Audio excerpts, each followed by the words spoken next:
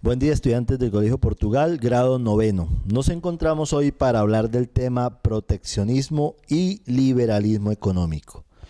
Bueno, en este sentido estamos hablando de dos tipos de políticas bastante diferentes y distanciadas la una de la otra.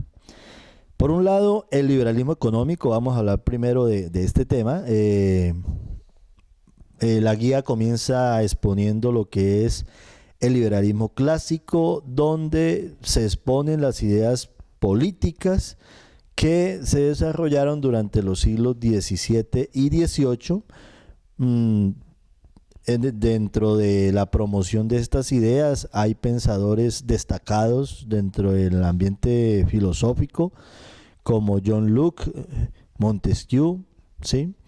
Encontramos también los destacados dentro del tema de la economía, como Adam Smith, como Jean-Baptiste Say, Thomas Malthus, David Ricardo, y dentro de esa concepción de los principios liberales, pues sobresale el desarrollo de las capacidades individuales y principalmente la libertad como un principio fundamental en el ámbito político, religioso y también económico.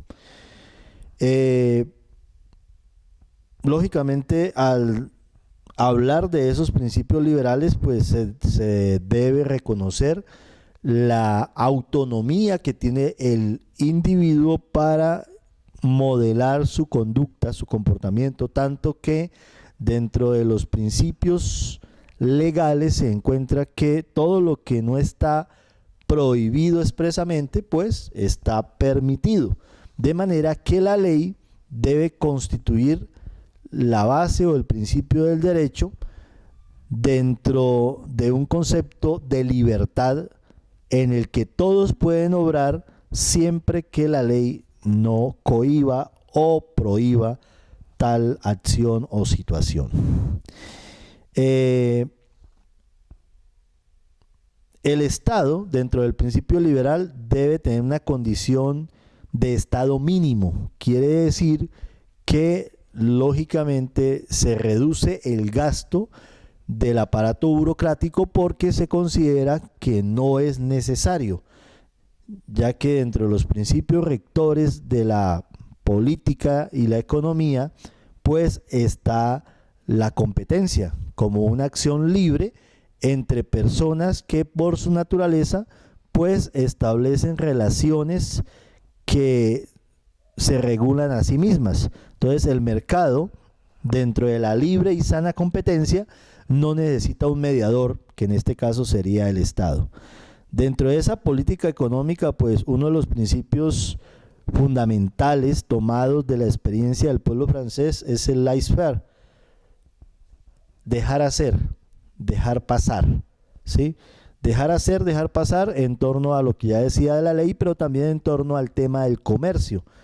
El tráfico de mercancías pues permite una dinamización del mercado que se da por naturaleza, sin necesidad de que el Estado intervenga o regule ese tráfico de mercancías. ¿Cómo lo hace el Estado? Pues ahí es donde empiezan las medidas proteccionistas. Cuando se establecen aduanas, impuestos, condiciones interpuestas por el Estado que puede ser, no sean de tipo económico, como leyes restrictivas al tráfico de mercancías que tienen que ver de pronto con algunas disposiciones sobre el control de la calidad. Esas serían leyes que no necesariamente implican un impuesto, pero sí es una traba burocrática a la circulación de las mercancías. Tener que sacar permisos para llevar un producto de un lugar a otro, pues implica una condición de restricción al paso o a la circulación o a la distribución del producto. Que se cuente, por ejemplo, con una firma o la constancia de una supervisión del Estado a través de una de sus instituciones para que el producto pueda ser comercializado o distribuido. El proteccionismo, que es lo contrario a esa mentalidad del liberalismo económico, pues implica que el Estado toma ciertas medidas para poner control a la circulación de las mercancías. Y eso supone, lógicamente, impedimentos a esa circulación de las mercancías. Restringe las importaciones, favorece la producción nacional propia, pero puede llevar a que se estimule la baja calidad de los productos porque se elimina un aspecto fundamental que es la competencia. O sea, el hecho de que no puedan llegar productos variados, distintos y más económicos a competir con un mercado local, pues implica que por la diferencia del precio, que lógicamente está afectado por los impuestos a las importaciones, hace que las personas accedan a los productos locales, aunque la calidad o lo que se espera de estos productos no sea lo ideal, ¿sí? Pero en eso consisten las medidas de tipo proteccionistas. En la guía encontramos pues ciertamente una serie de características tanto del proteccionismo como de las medidas liberales, ¿sí? Y encontramos términos que pueden ser extraños o que sea la primera vez que los leemos o los trabajamos, como la subvención, que está dentro de esas medidas proteccionistas, ¿sí? La subvención implica un subsidio a las exportaciones, de manera que al ser un subsidio a la exportación, pues se aplica dentro de un país que estimula la producción y es un problema para los países que no tienen ese tipo de políticas.